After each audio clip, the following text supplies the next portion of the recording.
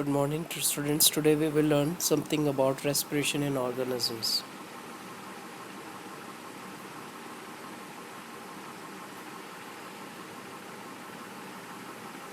How do we breathe?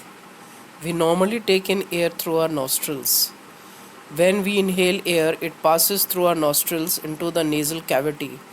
From the nasal cavity, the air reaches our lungs through the windpipe.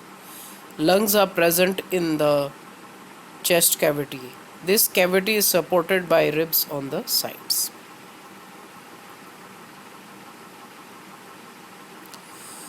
There is a large muscular sheet called the diaphragm which forms the floor of the chest cavity. Breathing involves the movement of the diaphragm and the rib cage. तो हमारा एक muscular sheet है जो जिसे हम diaphragm कहते हैं और ये फ्लोर ऑफ चेस्ट कैविटी बनाता है. ब्रीदिंग में movement of diaphragm and rib cage की ज़रूरत पड़ती है. During inhalation, ribs move up and outwards and diaphragm moves down. This movement increases space in our chest cavity and air rushes into the lungs. The lungs get filled with air. जब हम inhale करते हैं तो हमारे ribs up and outwards move करते हैं और diaphragm down. इसकी वजह से जो स्पेस है चेस्ट कैविटी में वो बढ़ जाता है और इसके बढ़ने से प्रेशर लो हो जाता है. अब प्रेशर लो होने की वजह से बाहर से एयर जो रहेगी वो रश इन करती है and the lungs will get filled with air. इस तस्वीर में आप देखेंगे कि ड्यूरिंग इनहेलेशन आपकी जो रिब्स है वो अप एंड आउटवर्ड्स मूव कर रहे हैं एंड जो डायफ्राम है वो नीचे की ओर जाता है. इसकी वजह से स्पेस ज़्यादा हो जाता है और एयर अंदर रश इन होती है. नेक्स्ट स्टेज में आप देखेंगे एक्सहेलेशन में कि ये अपनी पुरानी जगह पे डायफ्राम आ जाता है और जो रिब्स है वो डाउनवर्ड्स एंड इनवर्ड्स चले जाती है जिसकी वजह से चेस्ट की कैविटी कम हो जाती है और प्रेशर बढ़ जाता है जिसकी वजह से एयर बाहर एक्सपेल हो जाती है. During exhalation, the ribs will move down inwards while diaphragm moves up to its former position. This reduces the size of the chest cavity and air is pushed out of the lungs. इसकी वजह से जो आपकी chest cavity की size है वो घट जाती है और एयर अब लंग्स से बाहर की ओर जाएगा. These movements in our body can be felt easily. The air around us has various types of unwanted particles such as smoke, dust, pollens. When we inhale, the particles get trapped in the air which is present in our nasal cavity. However, sometimes these particles may get past the air in the nasal cavity. This irritates the lungs, the lining of the cavity, as a result of which we sneeze. Sneezing expels the foreign particles from the inhaled air and a dust free, clean air enters our body. We should also take care that we should cover our nose while we sneeze. You can now find the effect of breathing on the chest size of some of your classmates or maybe on your family members. Simply, you will take the measurement during inhalation, exhalation, and find the difference.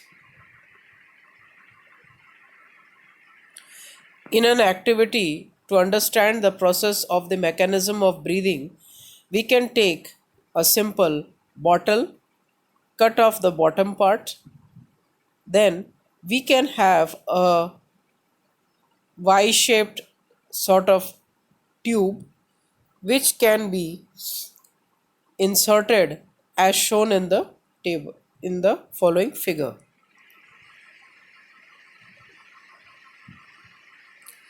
Make a hole in the lid so that the tube may pass through it. To the forked end of the tube fixed to deflated balloons.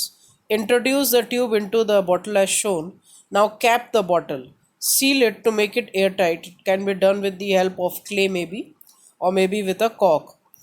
At the base, use a thin rubber or plastic sheet using a large rubber band, और आप balloon भी use कर सकते हैं, छोटा balloon. If you pull at the rubber sheet below, see what happens to the balloons. जब आप नीचे वाला रबर शीट को खींचेंगे तो आप ये देखेंगे कि एक परिवर्तन आता है जिसमें बलून्स जो रहते हैं वो इन्फ्लेट हो जाते हैं. You will see that the balloons get inflated. Why? What is the reason? This is so when we pull the rubber sheet, the volume in the bottle increases.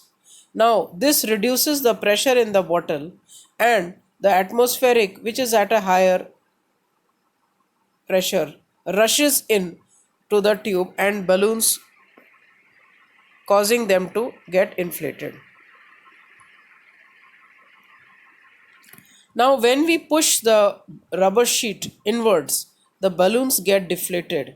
This is because the volume in the bottle decreases as we push the rubber sheet up and pressure is increased, due to which the air rushes out of the balloon, causing it to deflate. This model helps to explain the mechanism of breathing in human beings.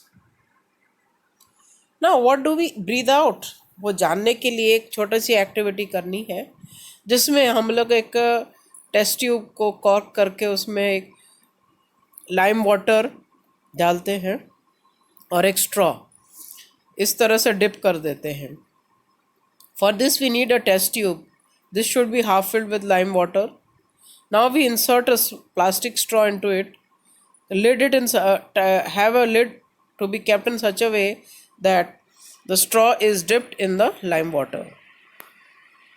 Now blow into the lime water for a while. After some time, the lime water turns milky.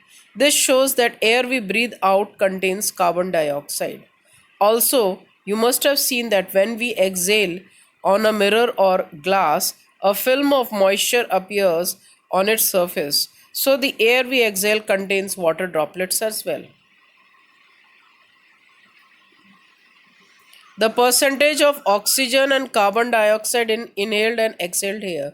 We have, as we discussed, the inhaled air contains 21% of oxygen and 0.04% of carbon dioxide. And exhaled air is 16.4% oxygen, 4.4% of carbon dioxide. Breathing in other animals. Elephants, lions, crows, goats, lizards, frogs, snakes, birds have lungs in them. Other organisms like cockroach have small openings on the sides of the body. These are called as spiracles. Insects have a network of air tubes called trachea for gas exchange. Oxygen rich air will come into the body via the spiracles into the tracheal tubes that diffuses into the body tissue, reaches the cell of the body. Similarly, carbon dioxide from the cell goes into the tracheal tubes and moves through the spiracles. These air tubes or trachea are found only in the insects and not in any other group of animals. Respiration in earthworm. Earthworm breathes through its skin. The skin of the earthworm, if you feel, is moist and slimy. Gases can easily pass through them through the frogs. Though the frogs have pair of lungs, they can also breathe through their skin, which is moist and slippery. Fishes में gills होते हैं और आपको मालूम है fishes जो रहते हैं वो पानी में पाए जाते हैं and they breathe through their gills. Gills में क्या होता है, जो ऑक्सीजन रिच एयर जो रहती है वो डिज़ोल्व, जो ऑक्सीजन रहते वो डिज़ोल्व रहता है पानी में और ये गिल्स में एंटर करता है। तो जो ऑक्सीजन का रहता है वो गिल्स के अंदर चले जाता है और बाकी पानी बाहर निकल जाता है, तो ऑक्सीजन यूज अप हो जाती है। The gills in fishes help the fishes to breathe underwater. The gills in fishes are projections of the skin. They help to use the oxygen dissolved in water. The gills are well supplied with blood vessels for gaseous exchange. Plants में respiration होता है. We already know that gaseous exchange takes place on the surface of the leaf. You must have studied earlier also that there are small pores which are called as stomata on the leaf. Gaseous exchange will take place here. Carbon dioxide will be taken in during process of photosynthesis, and during process of respiration oxygen will be taken in. तो दिन के time में ज़्यादातर photosynthesis के process होती है, साथ में ब्रीदिंग भी साथ में वो प्लांट जो है वो रेस्पायर भी करता है, ऑक्सीजन लेता है and carbon dioxide it gives out. The oxygen breaks down the glucose in the cell and carbon dioxide, water and energy is released. तो लीफ के सरफेस पे दोनों चीज़ें होती है, फोटोसिंथेसिस भी एंड रेस्पिरेशन भी होता है ड्यूरिंग द डे टाइम। और उसमें जो रेस्पिरेशन होता है, रेस्पिरेशन में it involves the taking in of oxygen and giving out of carbon dioxide. Oxygen utilise होता है वो ग्लूकोज को ब्रेक डाउन करने में और carbon dioxide, water and energy release होता है। Like all living organism, plants, the root cells need oxygen to generate energy.